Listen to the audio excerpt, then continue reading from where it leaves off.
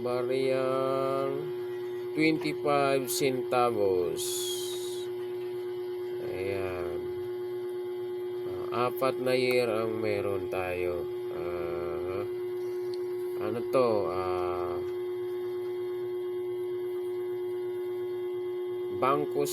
Central Bank of the Philippines. So, English series to. English series. So, sa likod, Central Bank of the Philippines. Sa harap, babae.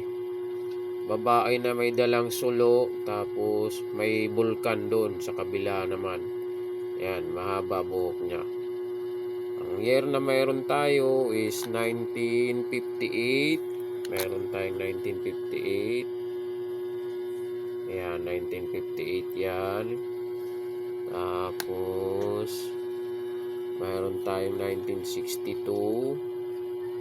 Yan, 1962. Yan, maganda rin ang mga likod niyan. Yan. Maganda pa yung mga barya na to.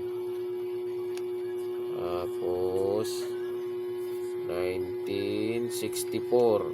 Ayan, meron tayong 1964.